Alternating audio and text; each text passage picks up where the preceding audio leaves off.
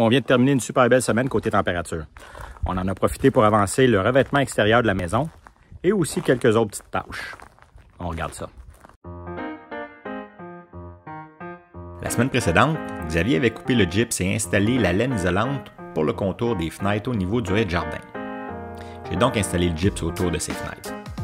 Après en avoir fait quelques-unes au niveau mezzanine et rez-de-chaussée, j'ai pris de l'expérience et surtout de la vitesse.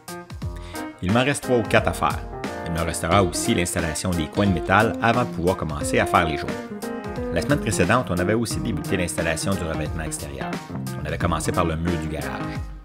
Avec Laurise, on a poursuivi l'installation sur les murs de l'entrée. Ces murs sont en continuité avec le mur du garage. Ici, l'important est qu'après les quelques dizaines de rangs de revêtement, on arrive de la même manière au niveau du plafond de l'entrée de la maison. Le lendemain, avec François, on a débuté la pose du revêtement sur le petit mur du côté ouest du garage.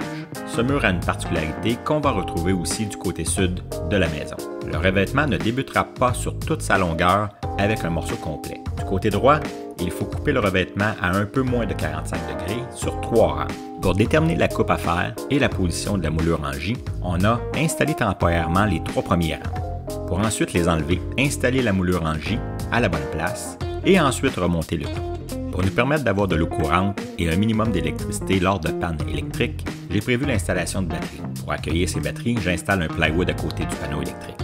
En excluant le chauffage et les gros électroménagers comme la cuisinière et la sécheuse, ces batteries devraient pouvoir nous alimenter pendant environ 2 jours.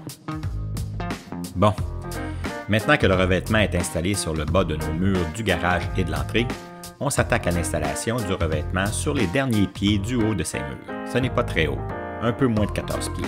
On l'a fait à l'échelle, puisque l'installation et la désinstallation d'un échafaudage nous auraient probablement pris autant de temps. Mais on les a montés et déplacés souvent ces échelles. Ici, le défi n'est pas tant d'être de niveau, mais bien de paraître parallèle à la moulure noire d'égouttement. Alors fréquemment, on s'assure que nos rangs de revêtement sont à la même distance de la moulure d'égouttement. Pour le dernier rang, comme le morceau s'insère sous la moulure d'égouttement pour à peu près 3 pouces, il est impossible de le visser. J'ai donc fabriqué avec des restants d'aluminium des petites pièces qui permettent au dernier morceau de s'appuyer sur le mur et derrière la moulure d'égouttement. De cette façon, rien ne bouge. Avec la même technique qu'on a utilisée pour le haut du mur du garage, on a aussi complété le haut des murs de l'entrée. Pendant qu'on installait de l'aluminium, l'équipe de Donfab est venue fabriquer l'escalier temporaire qui nous permettra de passer du rez-de-jardin au rez-de-chaussée sans toujours avoir à passer par l'extérieur de la maison. Bon, on commence à comprendre comment poser du revêtement à l'horizontale. On a donc décidé de s'essayer sur de la pose à la verticale. En fait, on veut compléter ce mur rapidement parce qu'il se retrouvera derrière le réservoir de gaz propane. La livraison et l'installation de ce réservoir est prévue dans une dizaine de jours. Notre mur de revêtement posé à la verticale se poursuit sur le toit plat au-dessus du garage. Ici, la moulure de départ ne peut pas être installée parfaitement au niveau. Le toit a une pente de 2%. C'est quand même 7 pouces de différence sur la longueur de 30 pieds de ce mur. On installe donc la moulure parallèle au toit. On va poser le reste de ce revêtement probablement la semaine prochaine. Pour pouvoir poursuivre l'installation du revêtement, j'ai complété l'installation des 3 dernières prises électriques extérieures. J'ai évidemment porté une attention particulière à bien refaire l'étanchéité pour ne pas avoir d'infiltration d'eau. À l'autre extrémité de la maison, du côté sud, on a aussi du revêtement en pose horizontale à faire. On débute avec le mur de la façade.